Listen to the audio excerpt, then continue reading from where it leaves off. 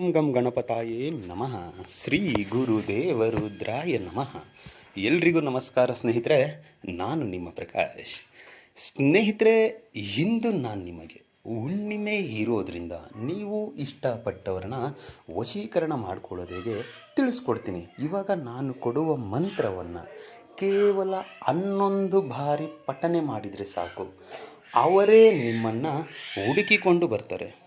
ಈ ಕ್ರಿಯೆಯನ್ನು ನೀವು ಭಾನುವಾರದ ದಿನ ಅಂದರೆ ಇವತ್ತು 12:30 ಸಂಜೆ ರಾತ್ರಿ 12ರ ತನಕ ಯಾವಾಗ ಬೇಕಿದ್ರೂ ಮಾಡ್ಬೋದು.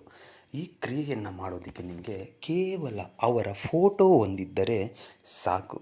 ಏನು ಮಾಡಬೇಕು? ಮೊದಲಿಗೆ ತಾವು ಸ್ನಾನ ಮಾಡಿ ಶುಚಿತರಾಗಿ, ಸ್ನಾನ ಎಲ್ಲ ಮುಗಿದ ಮೇಲೆ ದೇವರಿಗೆ ಪೂಜೆ ಪುನಸ್ಕಾರ ಮುಗಿಸಿದ ನಂತರ ನಿರ್ಜನ ಕೊಠಡಿಯಲ್ಲಿ ಅಥವಾ ದೇವರ ಮುಂದೆ ಕುಳಿತುಕೊಂಡು ಈ ಕ್ರಿಯೆ ಮಾಡುವಾಗ ಯಾರೂ ನಿಮ್ಮನ್ನು ನೋಡಬಾರ್ದು, ಆ ರೀತಿ ಮಾಡಬೇಕಾಗತ್ತೆ.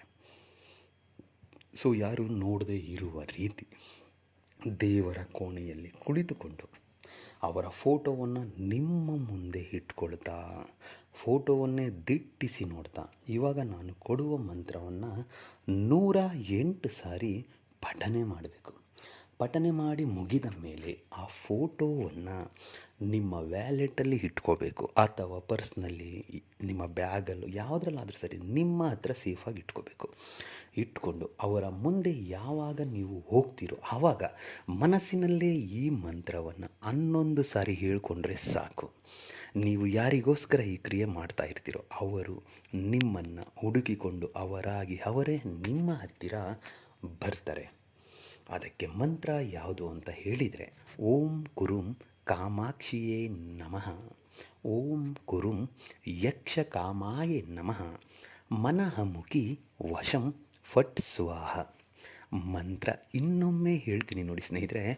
ಓಂ ಕುರುಂ ಕಾಮಾಕ್ಷಿಯೇ ನಮಃ, ಓಂ ಕುರುಂ ಯಕ್ಷ ಕಾಮಾಯೇ ನಮಃ, ಮನಃಮುಖಿ ವಶಂ ಫಟ್ ಸ್ವಾಹ.